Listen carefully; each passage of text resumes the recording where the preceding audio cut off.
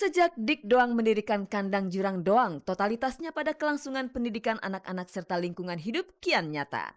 Minggu pagi kemarin, Dik Doang mengajak anak-anak warga setempat maupun anak-anak dari luar untuk beramai-ramai turun ke kali. Sejenak kita amati mereka bukan bermain-main air. Rupanya anak-anak itu asik menakar air dengan peralatan yang sudah disiapkan kemudian diambil sampelnya untuk diteliti. Apakah air kali itu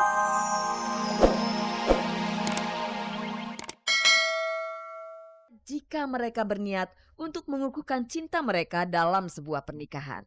Itu salah satu bentuk dari pemikiran kita adalah mungkin yang Mbak bilang tadi itu ya salah satunya. Cuman masih banyak lain, bukan hanya faktor itu aja kok. Masih banyak faktor yang lain. Berarti kalian memang sedang memikirkan solusi terbaik agar rencana pernikahan jadi terlaksana, bukan? Belum. Belum ada jalan keluar. Belum. Kenapa nih Christian? Kenapa? Kenapa? Karena saya emang belum memikirkan untuk ke arah nikah. Jadi saya belum mau pusing-pusing mengenai hal itu dulu. Jadi belum ada solusinya gitu. Kalaupun memang terpikirkan sebuah solusi, mungkinkah salah satu dari kalian akan berpindah keyakinan? Kalau misalnya mereka nggak beri dukungan ya gue sama dia nggak nyampe 6 tahun sekarang ini. Bukankah kalian berdua harus segera menetapkan sikap? Karena kabarnya keluarga Tian dan Titi sudah bertemu untuk membicarakan rencana pernikahan. Nggak salah. Berita itu nggak benar.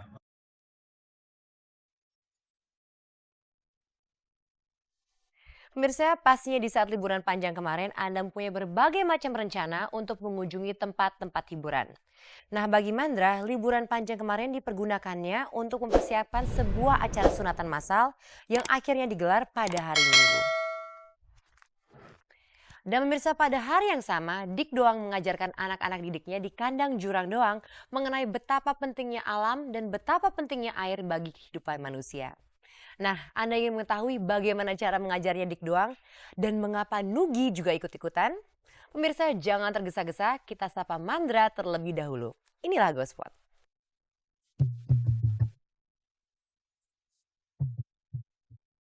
Bagi Anda yang masih ingat sinetron Mandra Gate, pasti merasa geli jika melihat Mandra mengendarai motor gedenya. Namun kali ini Anda bukan menyaksikan Mandra Gate, tapi ini Mandra beneran. Di balik Harley-nya yang kokoh tersimpan hati yang solider. Kemarin bersama teman-temannya, Mandra selaku Ketua Bidang Bakti Sosial menyelenggarakan sunatan massal di Gedung Utama Asrama Haji Embarkasi Jakarta, Bekasi. Alhamdulillah,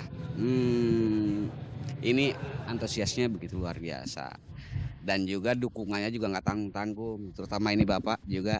Alhamdulillah, saya juga punya kebanggaan tersendiri. Hampir-hampir ini juga kalau boleh dibilang mendadak dan hampir batal karena katanya tempatnya agak sedikit sulit. Makanya saya paling himbau tadi kemarin ada sedikit kecewa dalam arti mudah-mudahan kalau yang hubungannya dengan sosial jangan dipersulit lah. Kalau bisa kita bantu.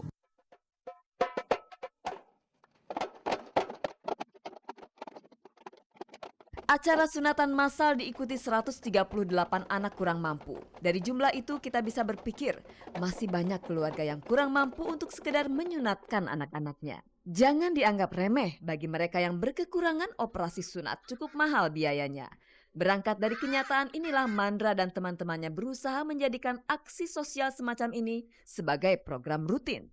Jangan salah, ini juga salah satu langkah awal dan memang PAMI dan PASKI juga udah salah satu bagian dari beberapa program yang mengarah ke sana gitu. Arah yang sama. Bahkan dari PASKI minta pengennya kawin massal. Ya kalau kawin mah lu bukan tanah aja. Itu juga nggak ada salahnya mudah-mudahan. Tapi ya kalau pengen kawin ya sunat dulu dong.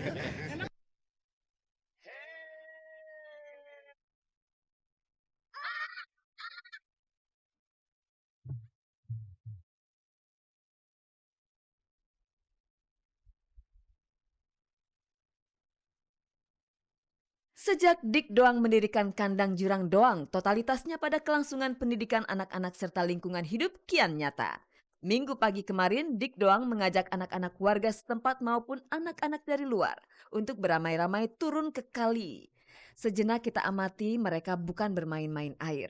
Rupanya anak-anak itu asik menakar air dengan peralatan yang sudah disiapkan kemudian diambil sampelnya untuk diteliti. Apakah air kali itu masih layak dikonsumsi?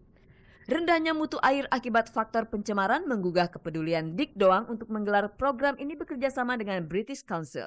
Pada kesempatan itu, Dik mengundang Nugi yang juga Duta Lingkungan Hidup untuk ikut andil. Air yang ada di sini yang saya lihat adalah mengalirkan, ada limbah juga, ada kotoran-kotoran ayam.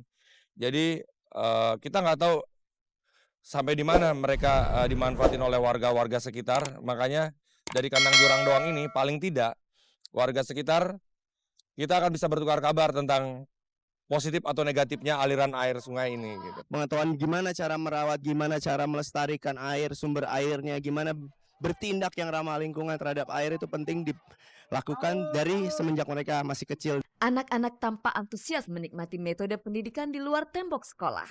Mungkin suasana seperti ini sukar dijumpai ketika mereka berada di dalam kelas.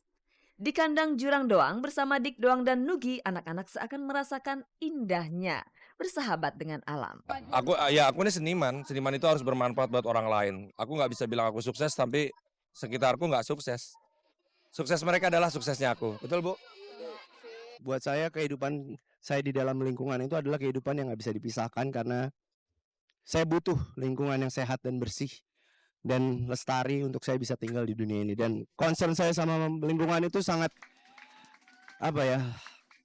udah kayak urat nadi kali ya.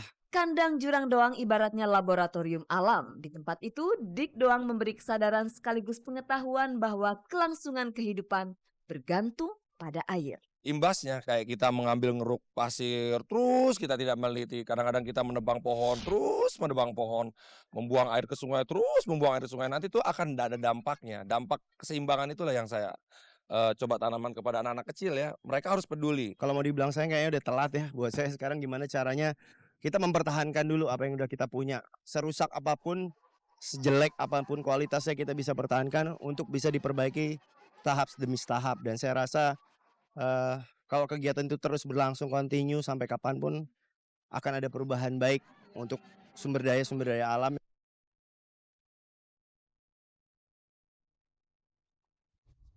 Untuk mengenal alam, anak-anak memang harus diajak langsung terjun ke alam. Jangan hanya mereka mengenal alam lewat lembaran-lembaran buku saja sambil duduk dalam sebuah ruangan kelas. Pemirsa, setelah tadi kami ajak untuk melihat keceriaan anak-anak bermain dengan para artis, sekarang saksikanlah suguhan kami yang satu ini. Artis Jane Shalima dan suaminya Ferby pada hari Minggu kemarin mengadakan akikahan untuk bayi laki-laki mereka. Baiklah pemirsa, langsung simak beritanya, inilah Gospot.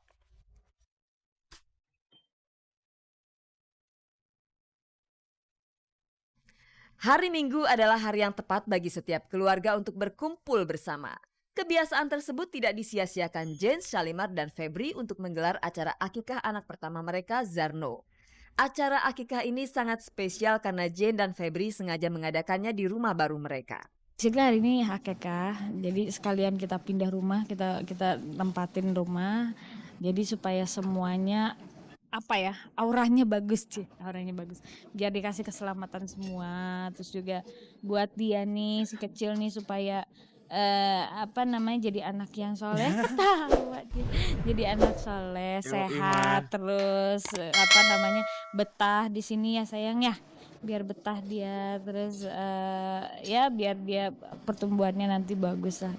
Layaknya pasangan suami istri yang baru dikaruniai anak, Jane dan Febri tak melupakan prosesi akikah yang dipercayai oleh masyarakat Jawa, berguna untuk menghilangkan kemalangan pada si bayi. Selain akikah, rupanya mereka percaya bahwa kekuatan jahat setan senantiasa membayangi si kecil. Untuk menangkal kekuatan jahat tersebut, gelang berwarna hitam yang terbuat dari benang melingkar di tangan kiri Zarno. Ini buat apa ya? Istilah orang tuh panas mata, kan ada panas mata. Istilah panas mata nih. Mana? Ini nih. Kalau kan biasanya dipakai di dahi juga. Memang kalau di dahi kan agak repot kalau misalnya dia mandi atau kan kotor kalau keringet gitu. Jadi udah di tangan aja, jadi nggak dilepas-lepas. Kita sih ngikutin kata orang tua aja ya. 50-50 lah. 50-50 sih. Kayak aku bilang percaya nggak percaya, cuman ya ada baiknya dipercayalah. Kalau dari satu orang yang ngomong ya udah dipercaya. Ngomong-ngomong, sejak Zarno lahir, kalian pernah nggak sih memperdebatkan Zarno lebih mirip siapa? Selalu kita tiap hari ya. Ini bule nih bapaknya nggak ada. Dia aja nih ada bapaknya nih. Ngeledek-ledekan aja terus kalau lagi digigit. Mas anaknya papa, nanti jangan ngira papa bukan papa. Ya.